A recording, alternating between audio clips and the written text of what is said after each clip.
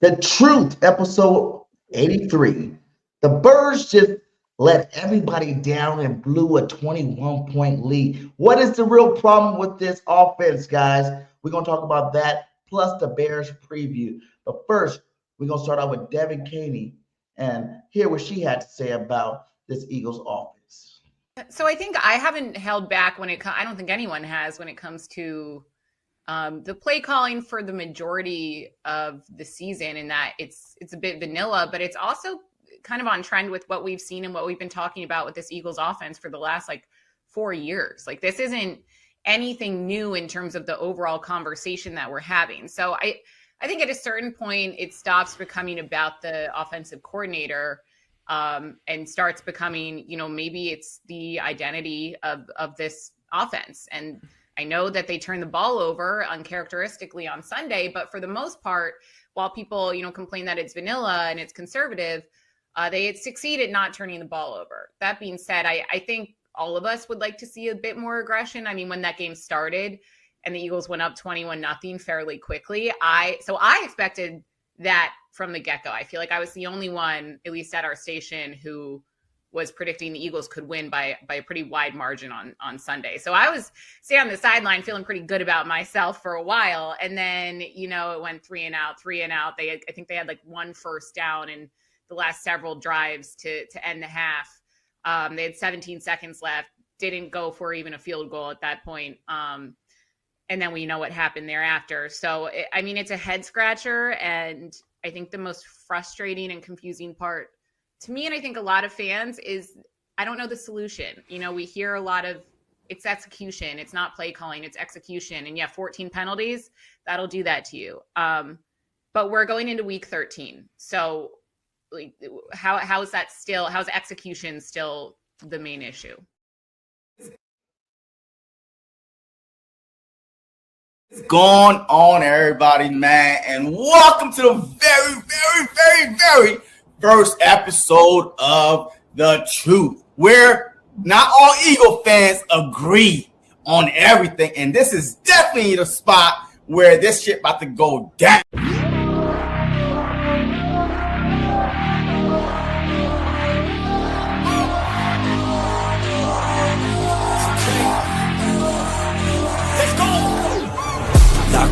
Gotta stay locked in, goggin.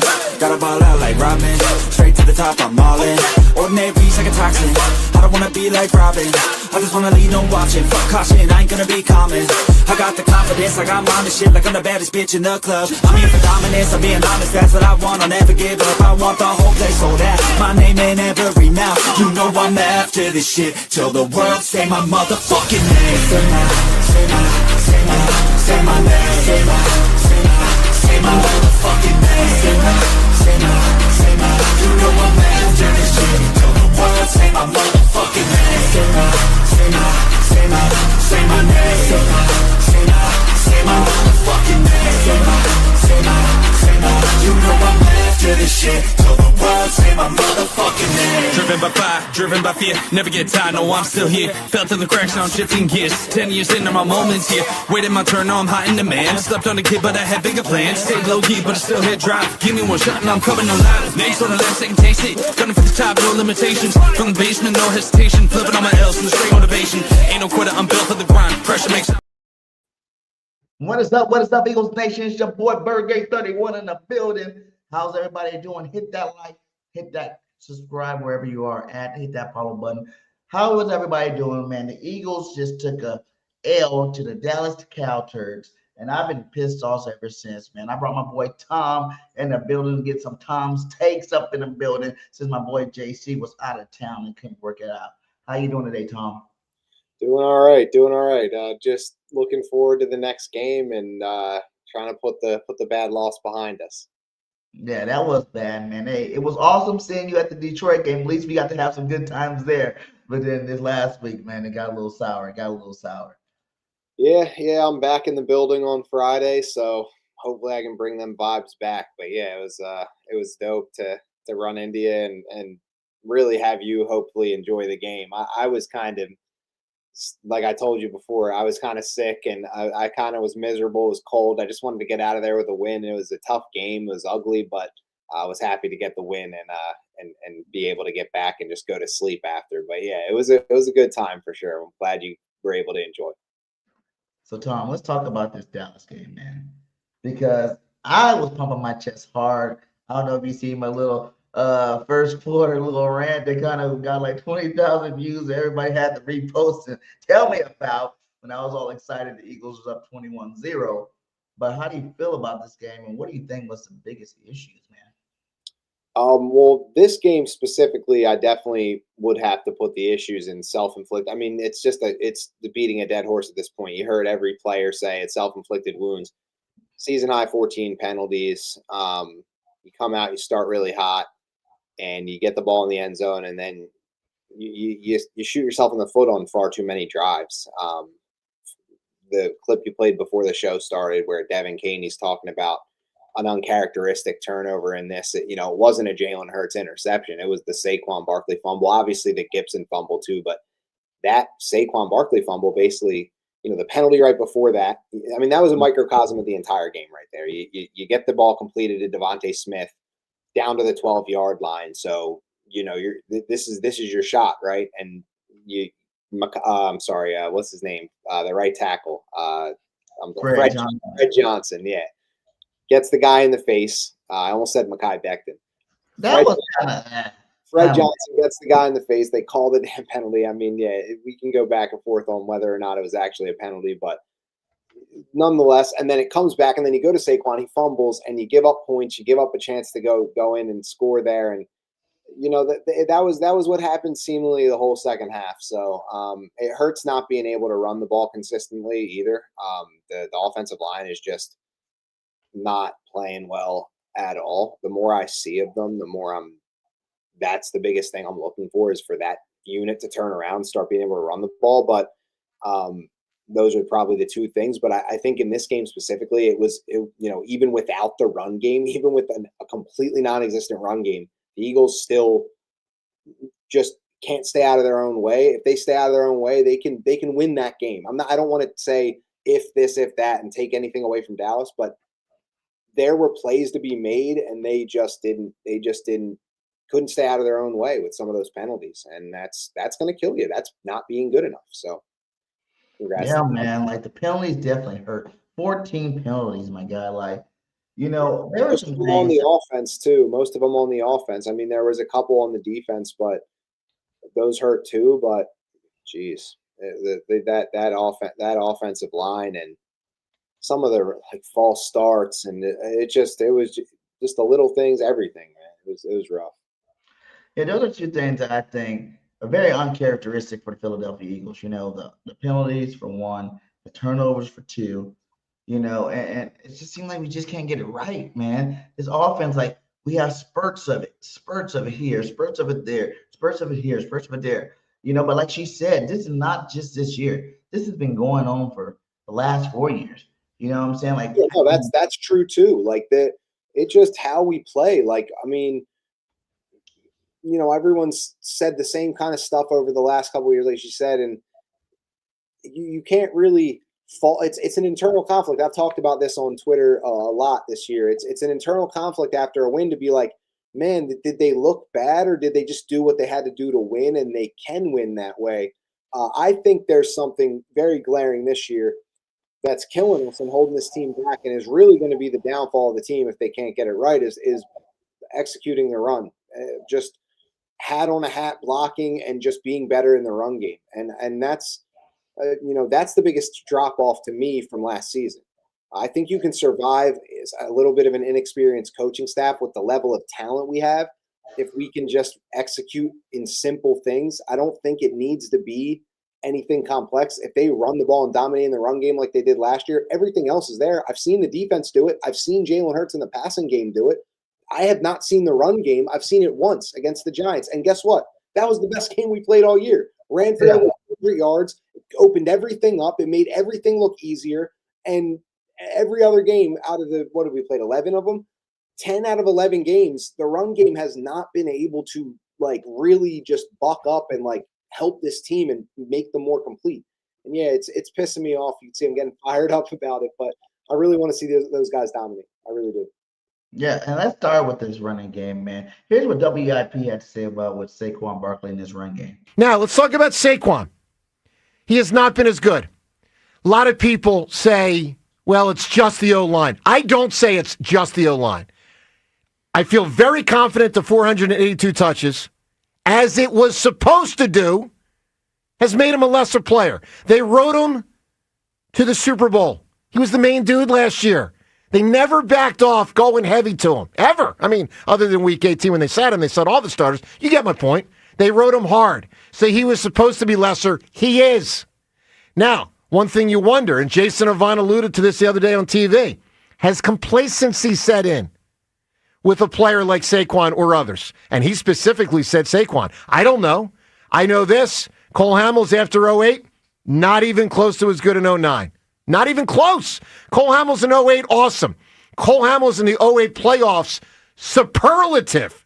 Cole Hamels in the 09 regular season, average. He was average. And by the way, he wasn't old. He was just average. He was 24 or something, 25.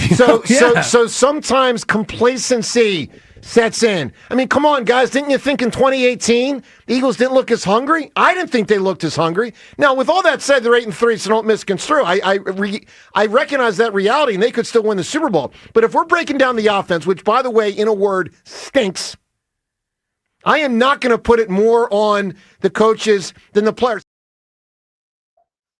Yeah. How do you feel about that? I think first of all, it's funny. I saw that clip because I turned on post game right after the game and wanted to see what the guys were saying. And I saw Jason Avant say that. I think a lot of these analysts talk really emotionally after games, kind of like the players do. I probably do too. If you get a mic in front of me, I definitely do. so yeah, you need some distance from it. But I think Saquon, the problem with Saquon is that it's like there was like the guy said, as he was supposed to drop off, he will drop off. And I don't know if it's necessarily his body or complacency. I just think naturally you're not going to run for 2,000 or even 1,800 yards the next year. Like it just sounds ridiculous. Like, you know, he's going to be good, but he's not even DeAndre Swift, Miles Sanders level. And I'm not saying that that's all on him either. Like there's too big of a drop off for it to all be on just Saquon. I think the problem right now with Saquon is that he's trying to create angles and make a big play, and he needs to accept that like the O-line isn't good enough right now for that, and he needs to just like take the 3-4 yards on first down that's there and be happy with it. And yeah, it's going to be tough grinder games where you're not going to be hitting home runs. We don't need home runs right now. We just need 10 yards at a time, and that will open up the offense to have some sort of consistent run game because eventually he'll hit an 8. He'll hit a 9. He wants to hit a 60 every single time. So he's taking the risk like, okay, I could get 4 here if I cut this up, but I'm going to go around or I'm going to dance or try to make a move. Yeah, I'll risk a -1 or a 1-yard gain. But if I make the guy miss, then I could go for 60. It's like you can't have that mindset. That risk isn't worth it. We need that 3, 4, 5 yards right now more than ever. So he has to be okay with that. And that's why Tank Bigsby's having more success. Because there's no autonomy, there's no checks. It's Tank Bigsby. He's not Saquon, so he doesn't feel like a superhero back there. He takes the ball and he goes straight. And if he gets slammed at 3-4 yards, he's falling forward for 5-6. And it's like that's what we need, like that guy that's just going to take the run lanes that are there. And that's why he like gives you a breath of fresh air running back because he runs like he wants that. He wants a job. He wants more carries. Saquon's running like a superstar. Like he wants to hit every big play. So I think that's part of it, but I also do think the O-line's been getting whiffed all year. I mean, it has been brutal. I looked at some cut-ups somebody made on Twitter earlier, and Jordan Mailata looks atrocious at times. And that's like you could say, oh, Landon's hurt, Cam's hurt, but Jordan Mailata has no excuse. This guy is just getting whipped right now. And that whole line from center over to the left doesn't work. And then Lane's out. And then Steen was a replacement for Becton, who was a really strong run blocker. So your whole line essentially got so much more weak. And this is the worst run game that we've seen with Nick Sirianni and Jalen Hurts as the head coach quarterback. Like this era, we made star out of Miles Sanders. Like I said, DeAndre Swift gave him his best year. Saquon amplified it, at least be on the level of one of the lower level backs that we had. We're not even on that level right now with this run game, and it is killing this team. It is killing this team. This team does not have a chance if they can't get the run game to be at least adequate. At least adequate. Yeah, that's facts, man. And we look at this, this is one of the runs they showed. I remember they cut up a couple of, plays. This is just one of the plays where he bounces it out. When you see I feel like last year Saquon would have cut it up right there and took it to the house. Mm-hmm. This is set up. This is blocked well enough for him to take it to the distance. You know what I'm saying? Like, I can't see because of the little clock thing there, but I'm pretty sure taking the distance or at least get to the. It's at least getting to where I see. I think that's Mailata getting beat. It looks like, right? That's the one. The only guy. It looks like he's almost getting held on the right side there. Like if you see to Saquon's right, he looks like if anything he would be the one because it's a screenshot, so I don't really know the way he was moving. But if he shot into there, but you at least get right up in there where like AJ is. If you get tripped up, you at least still get 6, 7, 8 yards on this carry. But instead he goes around and he goes out of bounds and terrible. Just missed it. And then showed a couple more. See, this is my thing with Saquon right now. I feel like you said, I wish I would have got the freaking, I don't know if you heard the self-joiner take on it. You know what I'm saying? Like how it's like, some of these guys, they feel like, what I'm saying, after the Super Bowl, they kind of get they feel like they're there already. And I feel like every single time, especially now, you look at the yards Saquon had for the season. You look at his yards per carry. Everybody's keep talking about Tank this, he does this, Tank this, he does that. And yes, the defense probably isn't expecting Tank to do anything big, and Tank does go in there and make nice runs. But neither one of them are getting the ball enough. Okay, we talking about the whole second half. We didn't see Saquon run.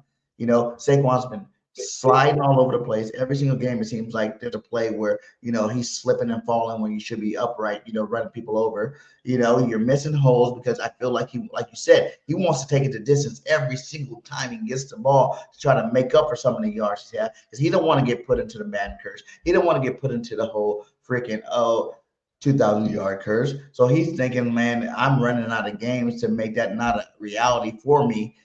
And at the end of the day, it's the reality because you're overcompensating, you're overplaying it, you're trying too hard. You are Saquon Barkley. Chill out, get the ball, and do what you do. Like you said, north and south. You don't get yards east and west. You get yards north and south. And Saquon need to focus on just hitting the hole. You know what I'm saying? It's not 100% on him. I do feel like this coaching scheme, the offensive coordinator scheme, we're definitely gonna get into that. It's part of it too.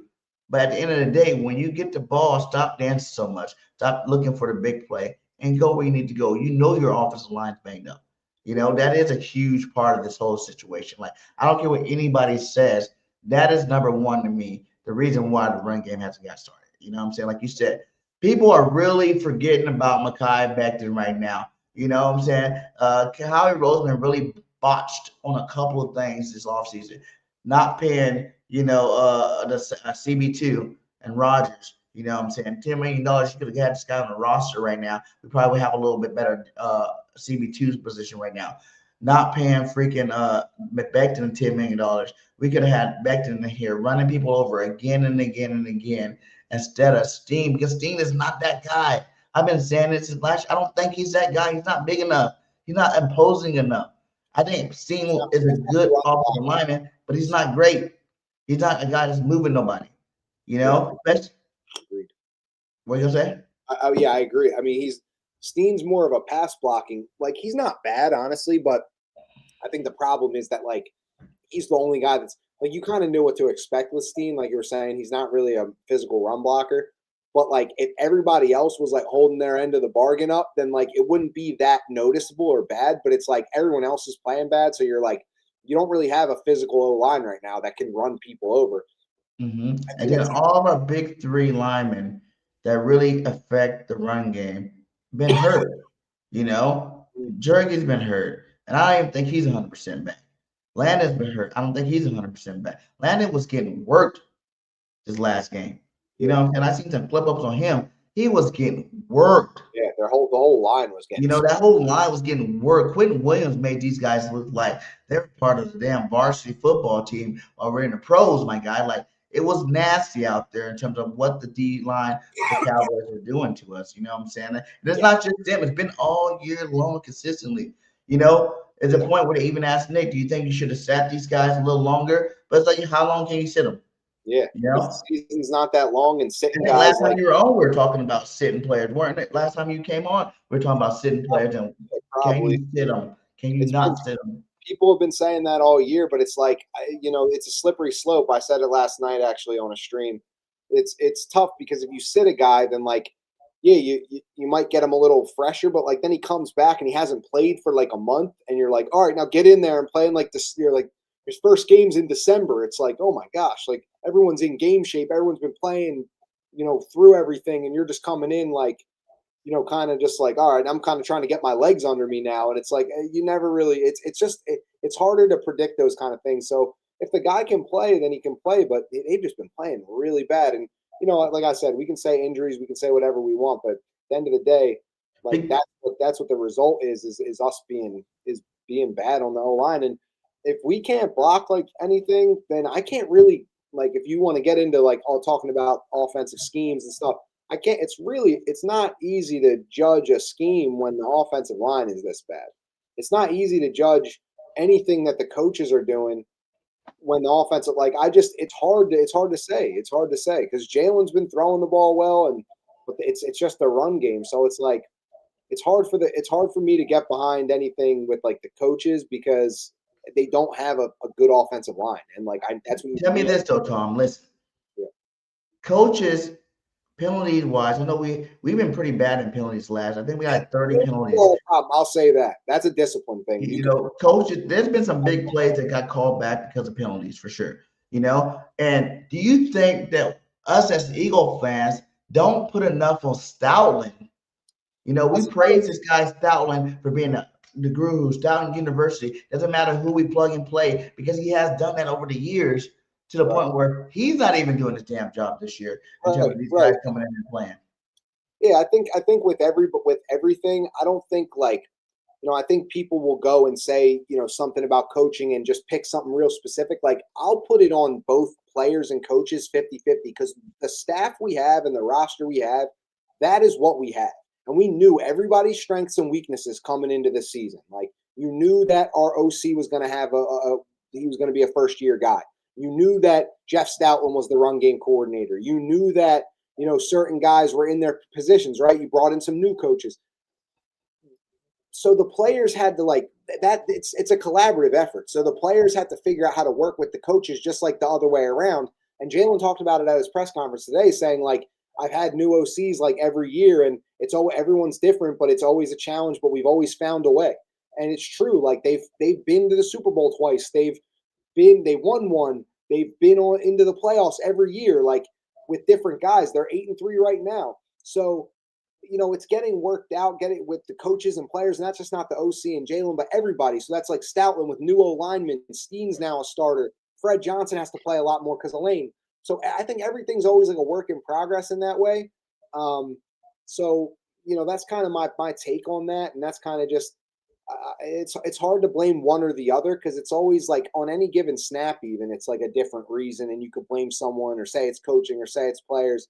So when they're playing bad, they got to do the job part. And like I always say, I do the fan part, they do the job part. They got to fix the things that are holding the team back. And I think it's pretty because cool. Another reason why I say that because not only are we down on our OC, but Stoutland is the run game coordinator. You know what I'm saying? So you should know your players' level that you got in the game. So you should know these linemen's skill sets. You know your alignments hurt. You know your alignments that are backup. You should know their skill set to help, KP with this run game because we are like if this is like week 4 or 5, I understand. We are 13 weeks in the season now, my guy. And the run game has not been fixed not once. Like you said, that Giants game, but that's a 1 out of 12. That's not good enough, my guy. Like, and it's the Giants too, It's not like a dominating football team. I know we've beaten good teams, you know what I'm saying? But we're barely squeaking by with these games. And I just feel like we need to put a little bit more on Stoutland because he is the run game coordinator. He does control his offensive line. And these guys are not playing to the level we've been playing at the last, 10 years, 15 years. Like, this is the worst offensive line I've seen since I've been an Eagles fan. It feels like almost, you know what I'm saying? Like these guys are trash. 2020 was really bad, but no, under Sirianni and Hurts, this has been the worst O-line and run game we've had. I mean, it's crazy because that's like when Jalen Hurts was a young quarterback in 2021 when he was first year starter. That's what we leaned on, the run game. And people said, oh, Jalen sucks, like he can't lead a passing offense. But now years later, it's the OC that's a first year guy. We need to make it easier on him. Coming into the year, you need to know, like, yo, this guy's going to need this offensive line because we have changes on the coaching staff. We have a first year OC. Everything, like, things change every year. So you need your strengths to be your strengths. And the fact that the O-line is a weakness now is brutal, man. It's Here's another thing too. I'm glad you said that too. This brings me into what they were saying on WIP that I really like. And I need to ask you, do you think this is the answer? If I were to ask anybody, what are Jalen's 3 best attributes as a quarterback? Everyone would say one of them is running. He is good at running the football. In fact, I heard last year that one of the reasons that Saquon was so good at running the football is because Jalen also was good at running the football. Yet, he's decided he shouldn't do it very much this year. To fix the offense, I think Jalen Hurts needs to run the ball 8-10 times a game.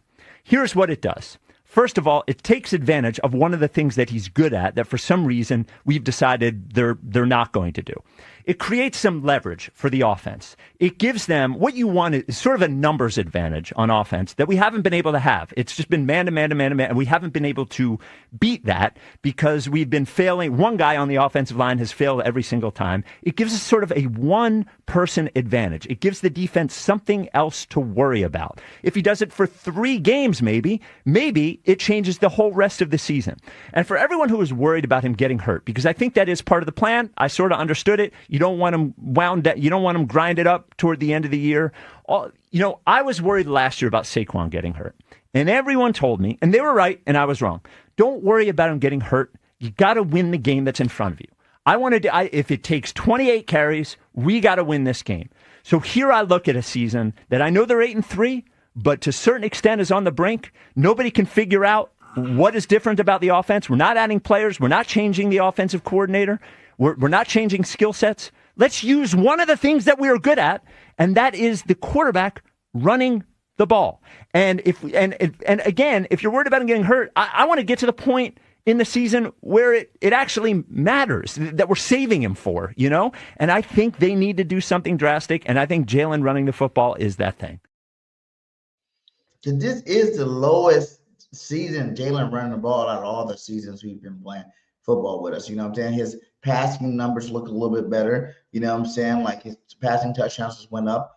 His, rushing yards is definitely down. His freaking rushing touchdowns are definitely down. Do you think that is another big key? Because even Saquon, we think about what you said earlier, from Miles Sanders to freaking Swift to Saquon's first year. All those guys, Jalen's ran the football a lot more, which was pulling linebackers away, helping the offensive line. You heard Lane Johnson even talk about it helps him. It helps the offensive line block because they have to worry about Jalen Hurts. Do you think this year, now that we're not using, Jalen Hurts in the run game as much, that's another reason why this offensive run game is not being utilized to the fullest? Well, yeah, I think that people still respect him when he's back there, even if he hasn't been doing it this year. They know what he's capable of, and they know his body will work. But again, this is one of those internal conflict things. With what Spike's saying is, you just heard me rant about the run game for the last 15, 20 minutes, maybe longer. I've been talking about it forever. But even now, it creates another one of those internal conflicts where I'm like, okay, yeah, he makes some points of saying maybe that could unlock the run game, the thing I'm most fervent about getting corrected, right?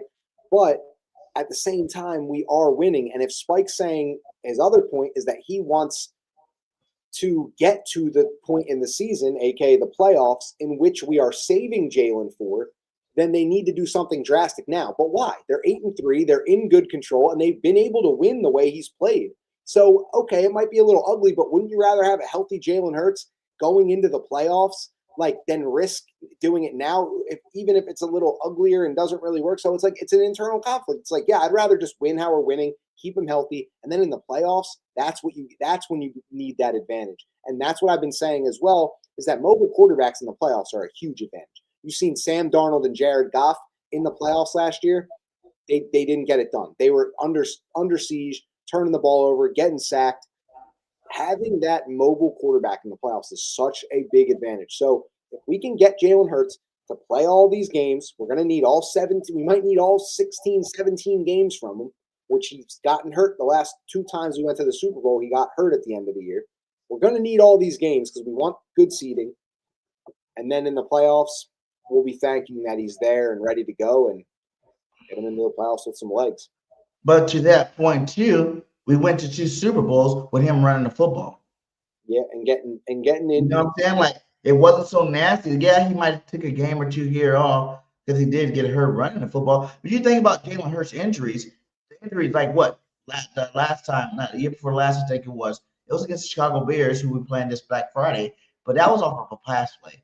A couple of his injuries came from passing. It wasn't. I don't even really recall a running play where Jalen was running the ball. Besides, I think that time last year against Washington when he got against Louisville, that would be one of them. But that's the only one. He got hit really hard in the Denver game this year, and people said he got concussed, but he played the rest of the game. Either way, though, I'll say this: like running the ball, like Jalen Hurts running the ball more is fine, but like I'm always on the side of being more comfortable with how he runs the ball when he chooses when to run the ball. Couple QB draws aren't bad. They've done that a couple times this season.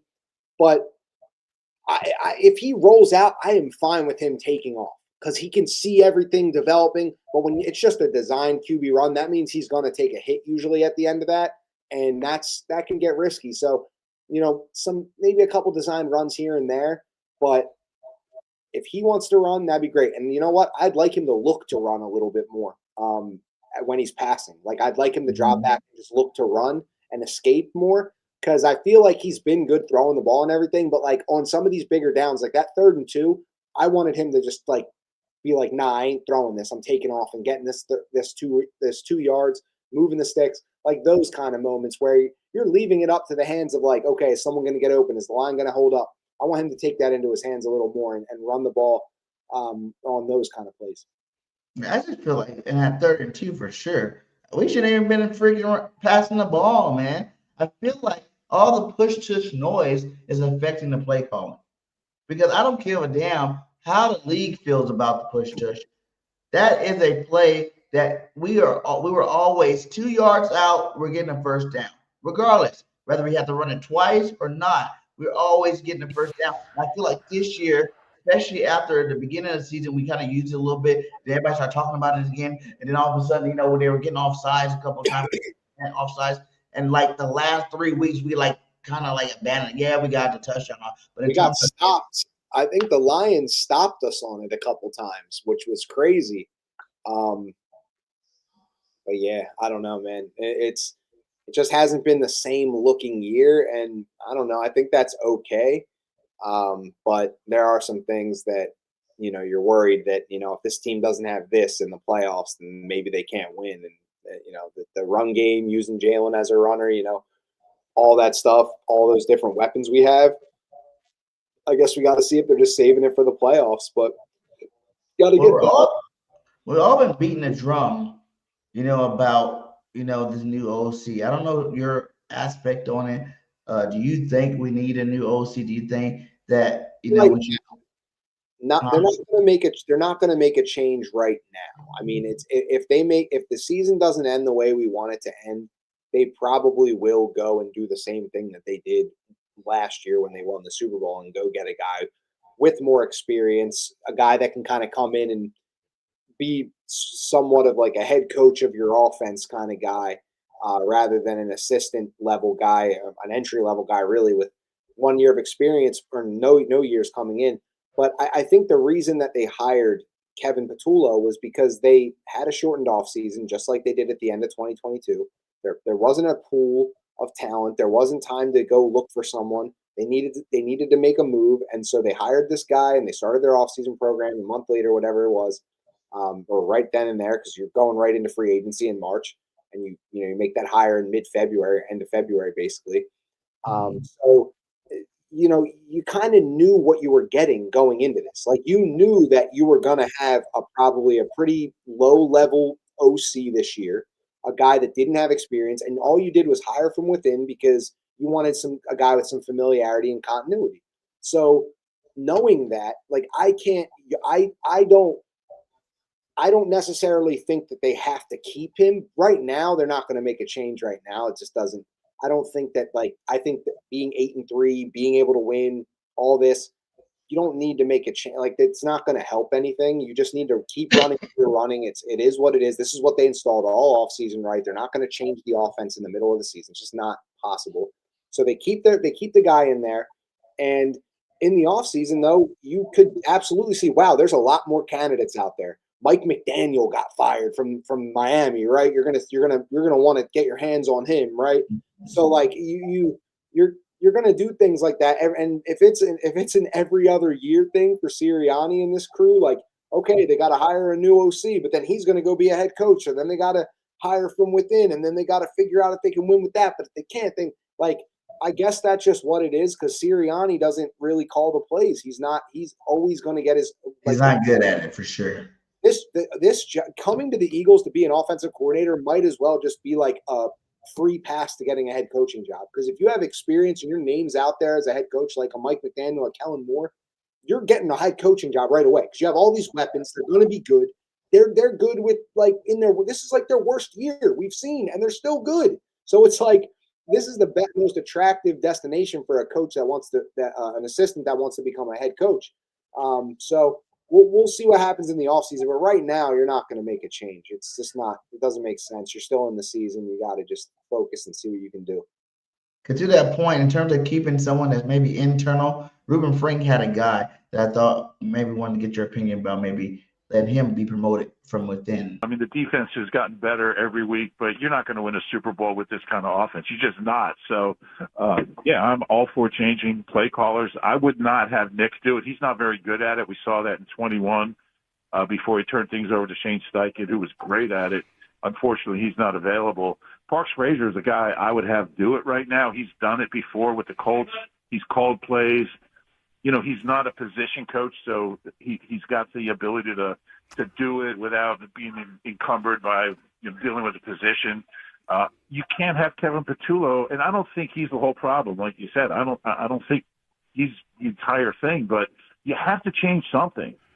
And there's other things you can change, but that's the big one. And he just doesn't have a flair for it, for using plays to set up other plays, for being unpredictable, for adjusting, in-game adjustments. We saw that Sunday. He scored 21 points, and then your offense falls to pieces.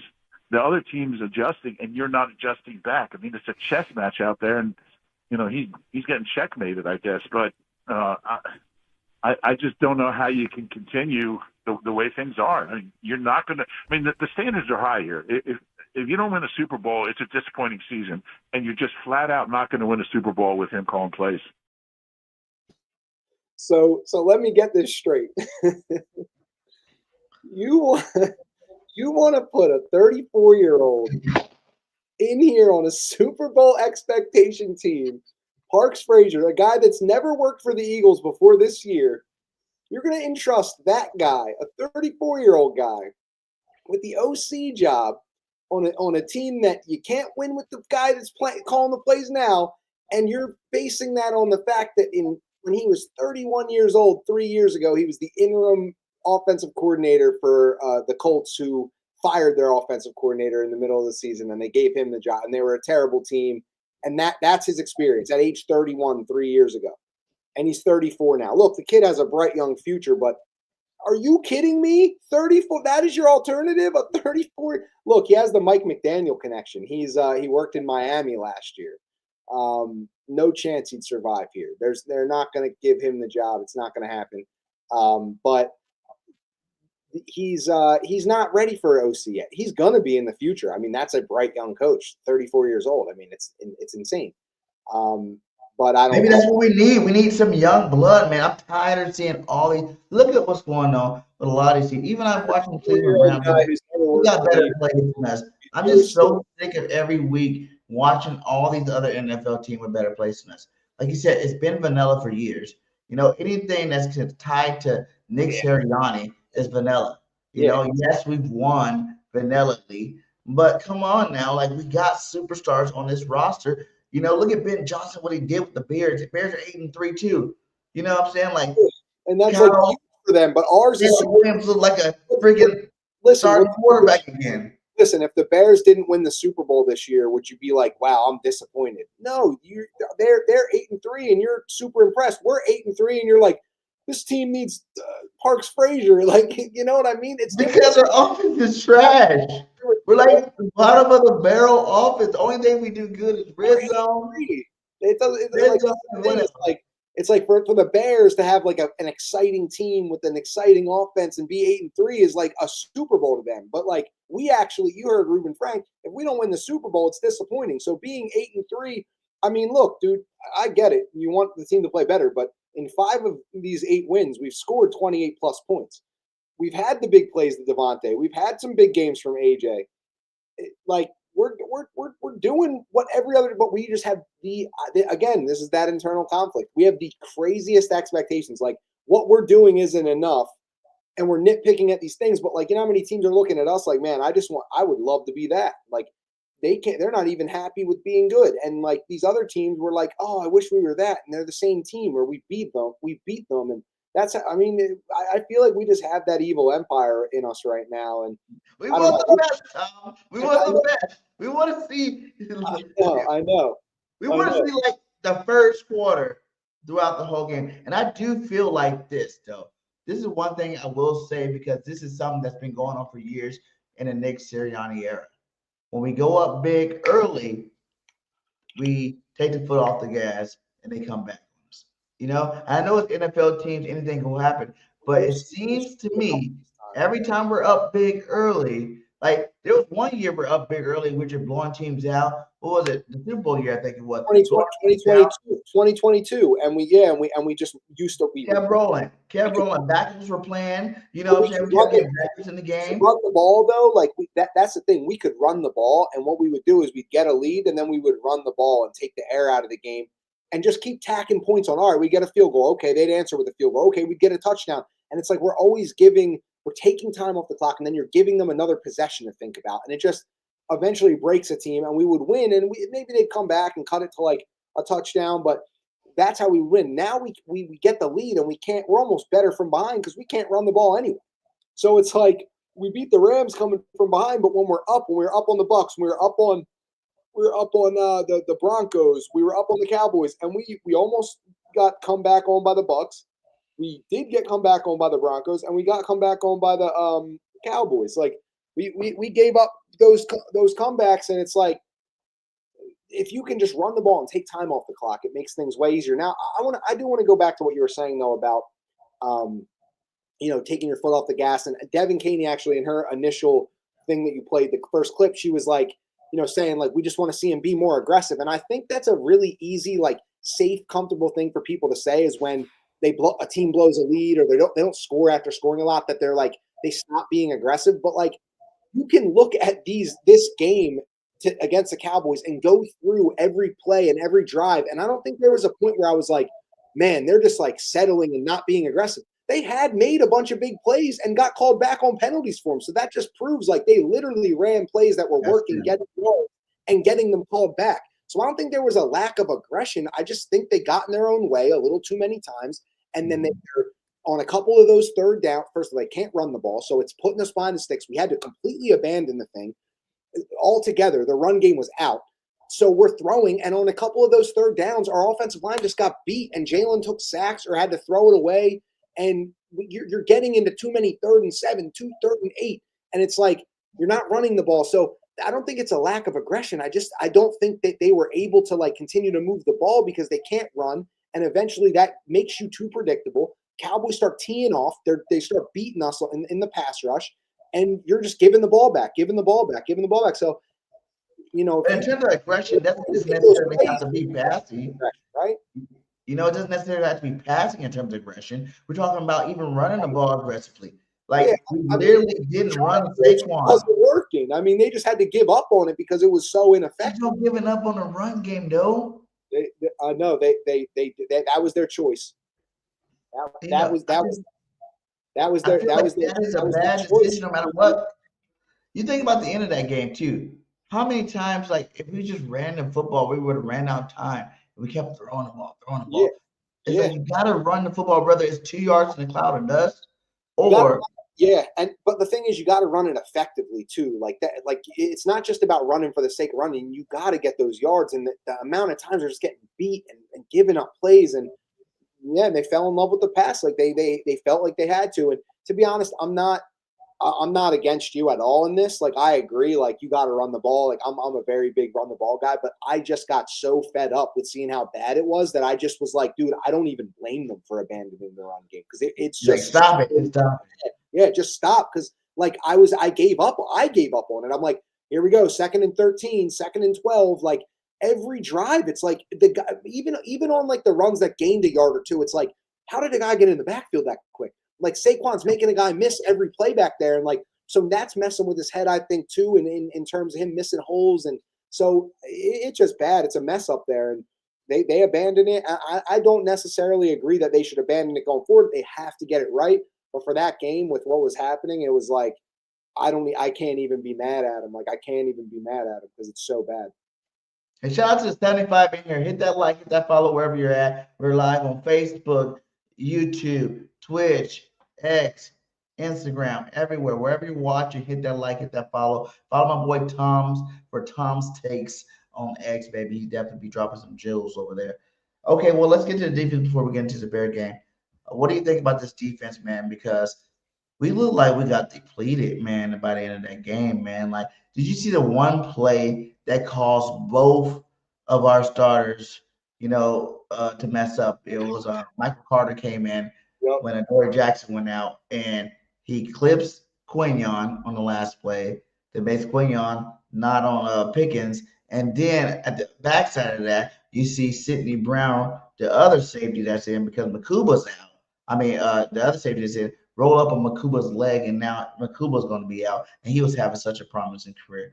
What do you think we got to do about this? Because it's obviously, the Big Fangio said today, he's rolling with Sidney Brown, and he's not, we're not worried about getting nobody else. Like, do you think that's the right move? Because I feel like maybe it is time. I was against Justin Simmons. Maybe it is time to bring him in and see what he can do. I was against freaking, bringing another cornerback, but maybe it is time to take Asante Samuels off the street and see what he can do. Because I don't have no faith in this Michael Carter guy. I don't have faith in Ringo. Ringo's trash. Bennett, what the hell? You're supposed to be this guy that's supposed to, relieve us from this pain. And Adoree's been playing good, but he keeps getting hurt too. So, like, what are we going to do moving forward at those two positions? Because the rest of it, I feel like the defensive line, man, they're good. You know what I'm saying? Like, I feel like deep line's good. I feel like the linebackers are good. Yeah, Bond got the interception. People trying to give him shit about missing the interception. Whatever, dude. Bond is Bond. He's been playing good all season. I'm not going to let one bad play determine, Bond not playing good or Bond should be this or that. You know what I'm saying? The defense, the Kobe Dean second straight game, blowing up a freaking running back, to get a sack. You know what I'm saying? That's impressive stuff. 2 games in a row to do that. So what do you think about the key position that we've been talking about all season long, the safety and the CB2 spot? What do you think we need to do moving forward? Yeah, I think they're just going to roll with the guys they have. And to be honest, you usually don't get anything out of the guys that you would go get right now, like bringing new guys in. And unfortunately, we just have who we have, and we gotta hope that they can play decent enough to cover up whatever we need to win. Lean on your D line, lean on that front seven, figure out ways to get pressure on quarterbacks, create some turnovers potentially, and just hope that those guys don't get exposed to the point where we're losing because of them. That hasn't really happened all year with any of the guys we've had back there. I don't think we've lost any games specifically because of the secondary. So hopefully they've been playing good. I think all the way up to this game, he hasn't given up 40 yards.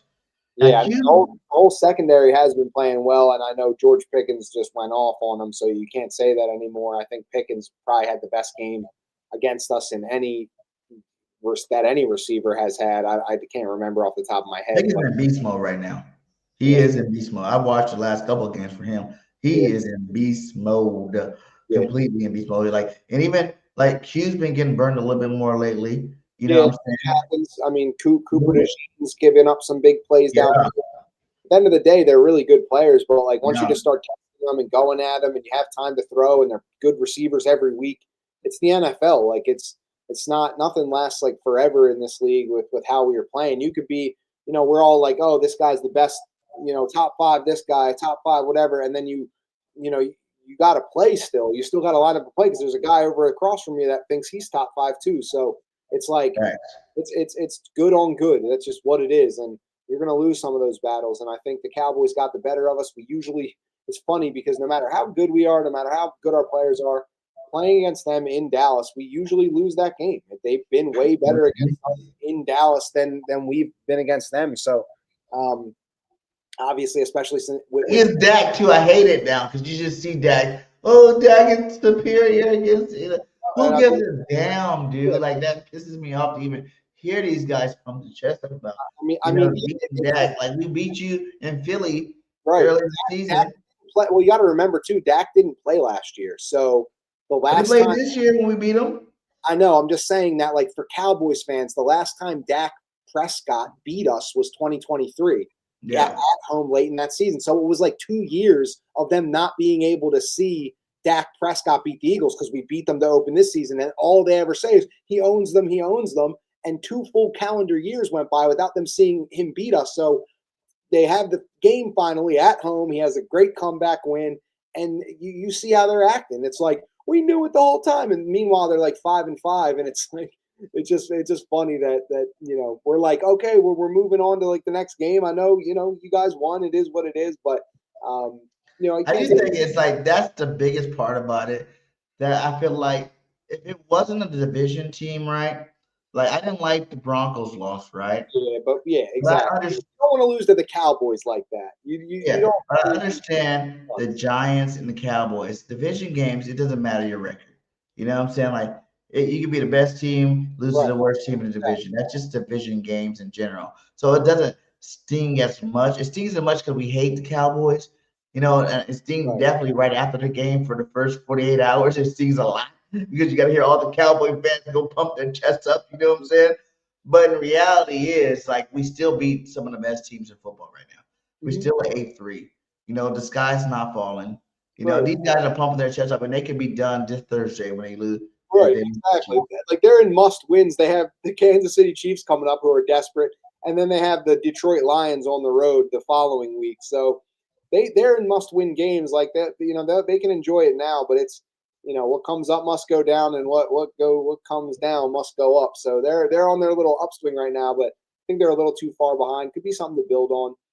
We have Dak sweep y'all a couple years. Yeah, but we swept the Cowgirls last year. We're talking about recent stuff. Last year we swept you. We went back to our normal. Dak swept us in 2018. Yeah, and last year we swept y'all. I don't care if Dak played or not. You guys swept. We're going to entertain you Cowgirls tonight. Let's move on to the Bears before we get out of here, my guy. You know what I'm saying? Here's a little preview that our boy Ross Tucker had to say about it. I am thoroughly impressed by what the Chicago Bears have done this year. First of all, on offense, significant improvement. Obviously, Ben Johnson, schematically, their head coach who's calling the plays, has done a terrific job putting those guys in a better position to succeed. They're running it better with Monungai and DeAndre Swift when he's been out there. But Caleb Williams, I mean, he has made huge strides, especially in not taking sacks like he did last year. Defensively, they've had guys in and out of the lineup, yet they've been the most opportunistic bunch in the NFL. They have like 3 of the top interception leaders in the league, which means number one, the Eagles' defense has to get Caleb Williams down on the ground when the D-line and linebackers get in the backfield. And number two, Jalen Hurts must protect the football, which is something he's done very well this season. Go to myfrontpagestory.com for by far the best.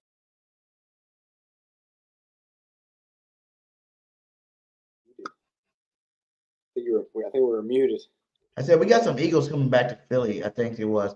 We got Swift coming back, Edwards coming back. They said there was someone else coming back too. C.J. Gardner-Johnson. C.J. Gardner-Johnson. Oh, why can't we get away from this guy? C.J. G.J. is coming back to Philly too, man. Like, what do you think? What is your first take? And like, what do you think how this game's going to go down. Like we said, they're on the uprising too. They're having the best year with Ben Johnson. Shout out to Ben Johnson, man. How you take the Lions offense and now you're with the Bears and now you're having better records. Don't they have a better record than the Lions this year? Yeah, and have a better record than your former team with less talent. Because I'm not saying that the Bears are trash. I'm saying they're definitely not as high powered as the Lions are. You know what I'm saying? And that's what I'm saying about a freaking offensive coordinator that knows what the hell they're doing, scheming people open, man. If everybody hated Caleb, I'm a USC fan, so I love Caleb Williams no matter what. You know what I'm saying? And this year, he's showing that he is an NFL quarterback. Last year didn't look so well. You know, I had to hear a lot of people talk about him, but this year he's looking great out there. What do you think we need to do, man? Yeah, I think it, first of all, Ben Johnson's done a great job there. He's obviously an offensive-minded guy. He gets a couple talented players in there and knows what to do with them. I think they had Matt Eberflus as their head coach before. I mean, just a couple weeks ago, Dallas fans didn't even want him as the D coordinator, and now all of a sudden, I guess he's better. But he got a couple players. Nonetheless, as a head coach, it's not a good thing, especially for a young quarterback. So Ben Johnson has definitely breathed a breath of fresh air in him. But let's not sleep on the players too that they have. And Zacchaeus is over there too, right? I think so, but they have DJ Moore and Rome Odunze, so that's two good wide receivers. And then their offensive line, they added 3 new players to that offensive line in free agency and trade. They added Joe Tooney from the Chiefs. They traded for him, and then they added in free agency. They actually added the best center in the available. He was from Atlanta, Drew Dahlman. And then I believe they picked up another guy in free agency as well that was like a guard. They drafted a tackle, I think, last year. So they way improved their offensive line in this offseason. And I thought the Bears had a chance to be one of those sleeper teams this year because of that, not because of anything else. I've always liked the quarterback. Thought he was naturally talented. He can run. He can throw. Always thought he was a good player. I think he got a lot of hate for his personality and some. He's kind of a young kid. He's the only thing I hated on him was his painted fingernails. Come on, man. I think people were judging. Yeah, I think people were judging off that a little too much and not as pure talent.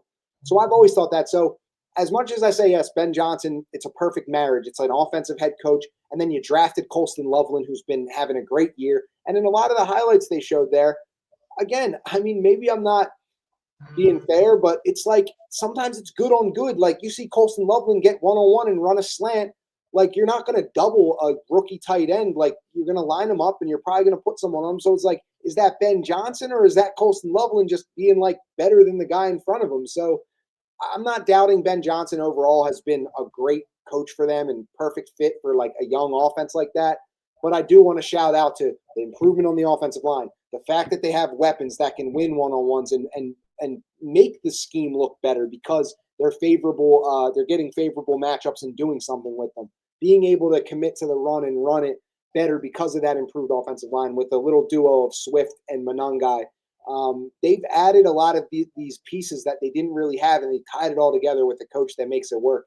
And that's really what it is. So shout out to all of them, man. They're playing really well, and you can't deny that.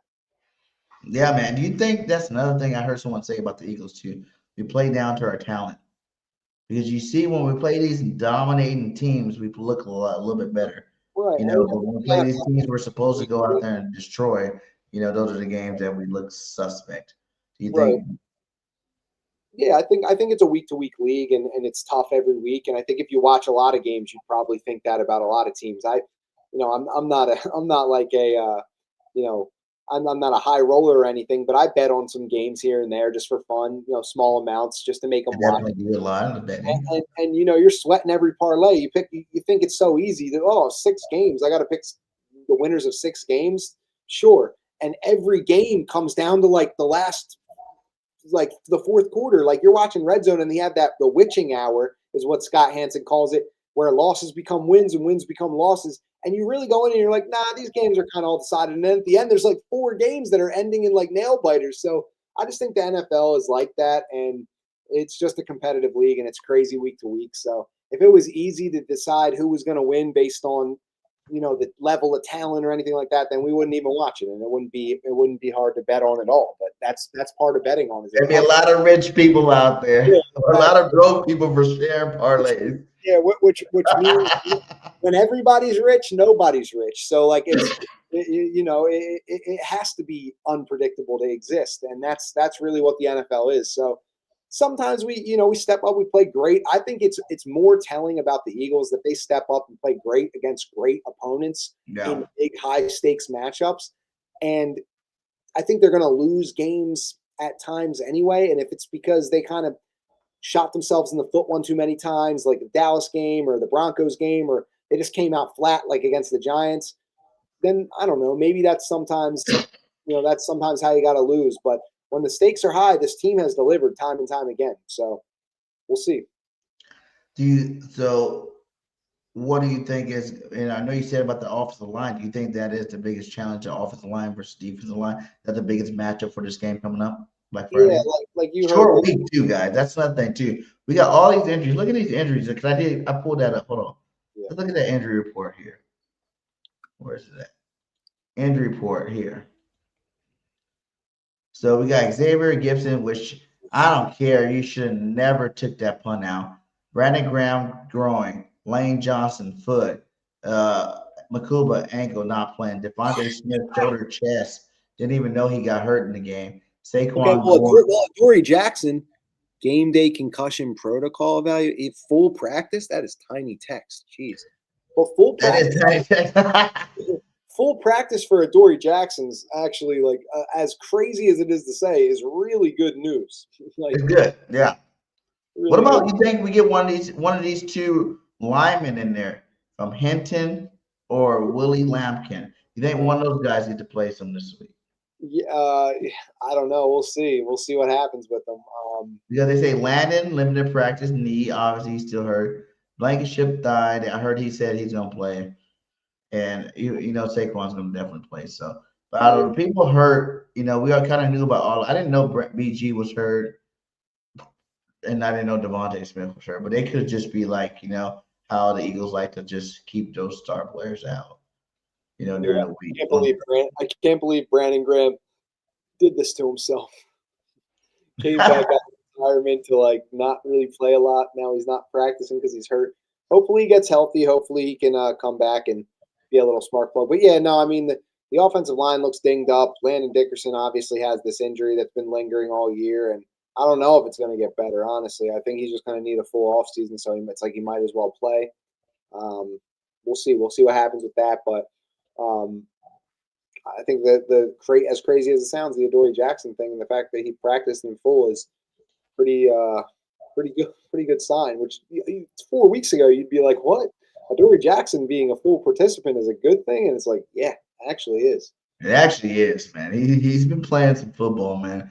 Yeah, the Cowgirls got him pretty well there, but he's been playing some good football. 2 games out of what? 12, I can deal with that. 2 games.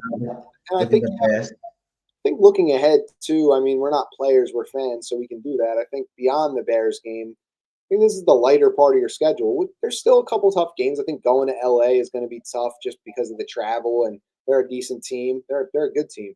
And then going over to Buffalo obviously is going to be yeah. But you have games where, I mean, I don't want to undermine any team in the NFL, and like you said, we played down to competition and lost to worse teams this year. But you do have what you should have in front of you is a couple games that are teams that aren't really playing for much. Teams that, they're going to try, they're going to come out and play, but you're playing for a lot more and you're better than them for that reason. And you have Washington twice, you have the Raiders. So these are games that you got to take advantage of and use them as like a get right game where it's like, okay, this team ain't really playing for much. We got to be able to, dominate at the point of attack and things like that. So, yeah, I think you're going to learn a lot about this team over the next 2 weeks against the Bears and Chargers. How they play in these 2 games is going to tell me what to expect the rest of the year. I'm going to the Chargers game, so you better not lose, goddammit. You better not lose. A lot of money to go to LA. I do not want to go down there with the Stars and Rose. You're going to that game? Lost, my guy. So you said you're going to that game? Yeah. It's my girl's birthday, Miss Birthday. It's her birthday. We're gonna be going down there for her birthday. She's never been to California, so Nice. I'm from Cali. We can go down there, check the game out. Go see the kids and have a little fun down in LA while we're down there. But those are the two games. I try to go 2 games a year at least. And last year was a 1 home game, and then the New Orleans game. This year, with the home game was the Detroit game, and the away game was the LA game. Yeah, I'm going as well. Hell yeah, Tom, baby, that's what I'm talking about. We Yeah, get together, my guy. I got some friends in LA. I used to live in LA for like 5 years after college. I'm from LA. Like, I'm born and raised. I'm a Cali boy. Oh, sure. I've been in the South the last couple of years, but I am a Cali to the heart. I'm from LA. I was born and raised in LA, and then I moved from the Central Coast. You know what I'm saying? I went to Santa Barbara City College. Nice. And the college, and I'm from I'm a Cali boy at heart, baby. Awesome, dude. Yeah, like a lot of friends, a lot of family down there for sure. That's dope. Oh yeah, that's dope. That's perfect. So, well, let's get some hot takes, some score predictions, and let's get ready to get out of here. Before we do that, what was your record prediction before the season started? I was heavy on the 13-4. Just sounded good to me. That's what I was at. I said with a harder schedule, I thought the Eagles would be 13-4.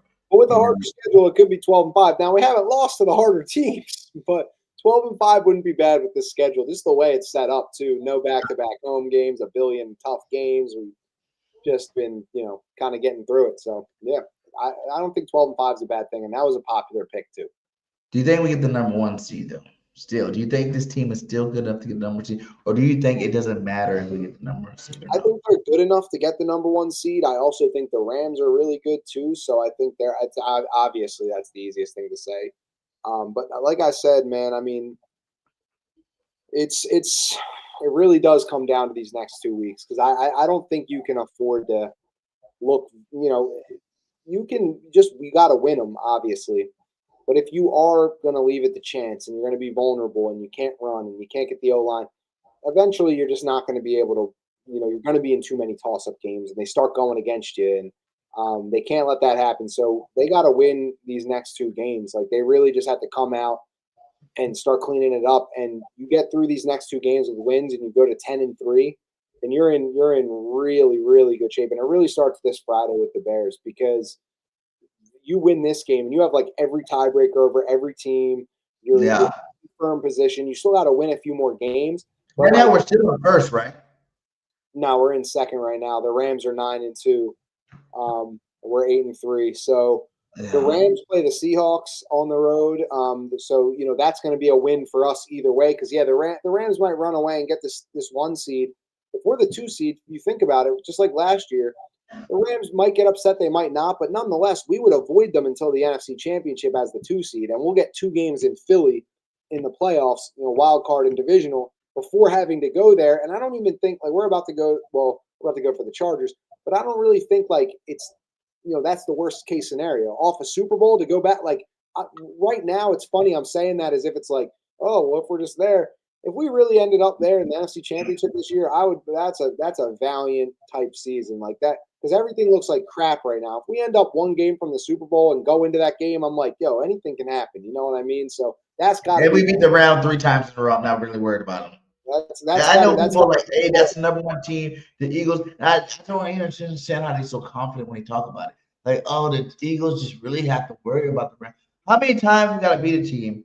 Yeah, they say we don't have to worry about them anymore. Next time. That's the thing. It's always about next time. So, we beat them so many times, and we're just like, yeah, how many times we got to beat them? Well, if we got to play them again, then we got to beat them again. And they're fans. The thing about the Rams, I feel like that people don't really look at the reason why, which comes back to our offensive line thing right now. The reason we beat the Rams is because they have a small defensive front. That's the only reason why I think we beat the Rams. It's because we play bully ball against their small defensive front, and they played us tight. They played us tight, but you got to think versus small. What about our players? Our O-line right now ain't playing like bullies. I'll say that. But even we already played them this year. We beat them. You know what I'm saying? Yeah, but it wasn't because we were bullying them. We weren't bullying them in that game, though. It wasn't really that is an advantage. Eagles. It's usually their star players on defense are smaller people. Yeah, we got to get our O line. Got to get our O line back playing like how we know they can play. That's why I think we need the number one seed. Like I said, that's going to dictate everything for this season. It's going to come down to these next few games and seeing if that O line can hit some sort of turning point. And I just don't know if it's possible. Honestly, they might have to have Jalen Hurts drag them to however far they can possibly drag them to, and then hit a factory reset because we need to get the number one seed so we can sit starters the last week of the season and have the first round bye. And I think or just lock up the second seed before week 18 so we can have that. Give ourselves our own bye like we did last year. Bye week. Yep, exactly. But I want the 2 bye weeks. I want to lock the number one so we have 2 weeks. Let these guys sit down, chill the hell out, and get healthier than what they are right now. Man, I think that's ideally right now. We can still do it. And that's what I'm really hoping for, crossing fingers, hoping for it. We can get done there. But let's get 3 hot takes from me, Tom, and a score prediction for this Black Friday game, man. We're coming out all black. You say you're going to be there too, right? Mm-hmm. Oh, I'm wearing I'm rocking the all black for sure. So, yeah, 3 hot takes. I'm starting with the one that I just posted a clip on Sidney Brown's 99-yard interception return for a touchdown against Arizona in 2023. I'm going to say he makes another big play. He gets an interception or makes some sort of big play, forcing a turnover. Sidney Brown he's like the missile that makes a bunch of bad plays. He's going to give us one on Sunday. So that's one. Sidney Brown turnover. Number 2 is that the run game again for the Eagles gets shut down, and Jalen has 300 yards passing to win this game. He's going to throw for 300 yards on Sunday against the Bears. Take risks, be aggressive. That's a hot take number 2, and he's going for 300 yards. And number 3 is that Caleb Williams has not 1, not 2, but 3 turnovers this game. He's actually not turned the ball over a lot this year, but I think that Philly crowd and the pressure, he'll have a fumble or 2, and he'll throw a pick. Like I said, Sidney Brown's going to make a big play. Who's going to make the other 2 plays? We have yet to be seen, but that's my 3 hot takes right there. And a score prediction. I'm going to say 31-20 Eagles. I like it. Okay. So I got to come with better hot, with a stronger hot take. I didn't like how you just automatically assumed that this run game is not going to get it back together, man. And I'm not going to just say Saquon Barkley. I must say, if we're going to get the ball to Tank too, we're going to take some more carries. And this run game will get back on track because they will realize, like they did last year, at a certain point, they realized that the run game is going to lead us to the promised land. Because running the ball sets up the pass. And I think that we've been overcompensating for the A.J. Brown thing, but I feel like the last couple of weeks, A.J.'s kind of simmered down a little bit. He's starting to get the ball a little bit. He's kind of feeling a little bit better about himself, and he's not bringing that much stress and putting that much stress on the coordinator to make sure we throw the football. So I think this week, if the run game gets it going, we get over 200 yards rushing. I'm not going to say it's all Saquon. It's between Saquon, Jalen Hurts, and Diggsby. So over 200 yards rushing, 2 touchdowns. We get that running game back in game, because it's time to gear up for the playoffs, guys. And we're going to need to be balanced going to this playoffs. We got to be able to do both. That's the only way. I feel like that's the only reason why we won the Super Bowl, and we even went to the Super Bowl the last time before that, because we were able to run and pass the football. If you don't have that balance going into the playoffs, you will lose. You know what I'm saying? So I feel like that is my first hot take. The Eagles will rush over 200 yards between those 3 guys, however, 2 touchdowns. I don't care if it's a push touch or whatever happens. That's just what it is. Caleb Williams, I am going to jump on that board with you. I won't say the 3 interceptions, but I will say Caleb Williams will get sacked at least 7 times. You know what I'm saying? Like, I feel like the offensive line is good, but our defensive line is good. I think Jalen Phillips kind of had a down game, even though he put some pressure on him. He kind of had a down game last game. But since he's been here, it's been nothing but great things coming from him. Jordan Davis been playing lights out this season. I would like to see him make the Pro Bowl this year. And then we're starting to see the old form Jalen Carter back. He was splitting double teams again last game, and he's been putting that pressure on him too. He should have had that tackle for loss. I remember seeing the clip for, but it's just showing that he is getting back in there. So this whole defensive line as a whole, Nolan Smith and these boys going to get to him. what I say, 5-6 times, six times, 5-6 times this game. So it'll be 5-6 sacks from our defensive line. And then my last hot take is let's go with Quinyon Mitchell get his first interception. God damn it. Like, God damn it. I've been saying this for weeks and weeks and weeks and weeks.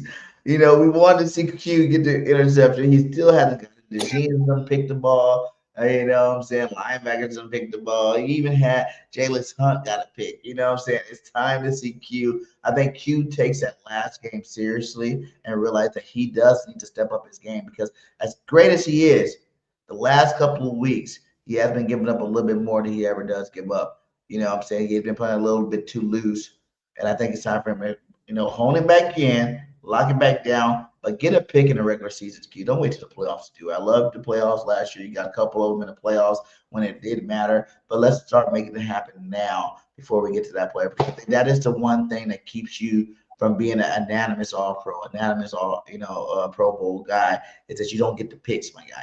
You got to go get those interceptions in this regular season. And I think it starts this week against Caleb Williams. Like you said, Caleb Williams going to throw those picks. Well, Q's getting one of those picks, baby. That's going to be my third hot take. And then the score prediction, let's go 31-21 Birds. You know what I'm saying? Like, it's going to be a good game. The Eagles score. Defense give up some yards here and there. You know what I'm saying? Because that is a good offense. Like, Ben Johnson got those guys humming on all cylinders. Like you said, they have a great offensive line. But it'd be the Eagles win. You know what I'm saying? We're back at home where we need to be, and it's hard for us to lose.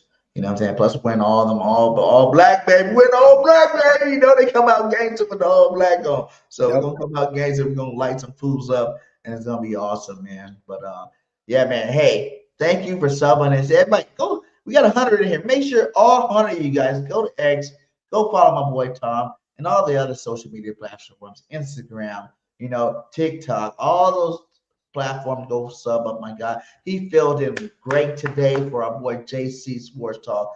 Salute to JC in his vacation. Hope he's having fun. And check us out. Like I said, every Tuesday night, 8 p.m. We are here with the truth.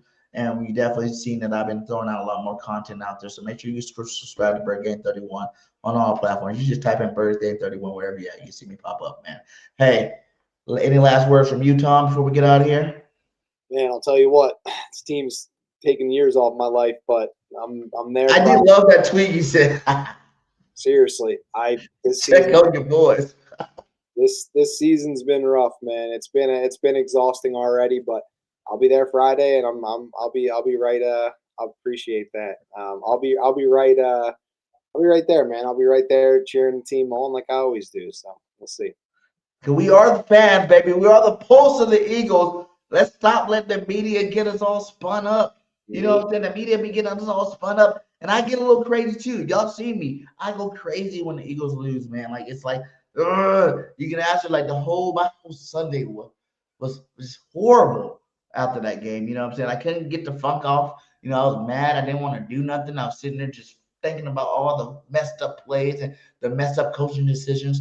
But I do think, like we said, we got 6 games left starting this week, 1 game at a time. Let's go SQ. Let's go take these fools out. Let's go ahead and reclaim that number 1 spot before we go to the playoffs. I do believe the Eagles need to get this number 1 spot. Yeah, I think that would be the most beneficial thing for this team, considering the health issues that we have on this roster.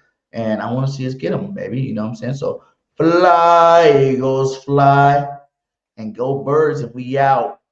Peace. What's going on, everybody, man? And welcome to the very, very, very, very first episode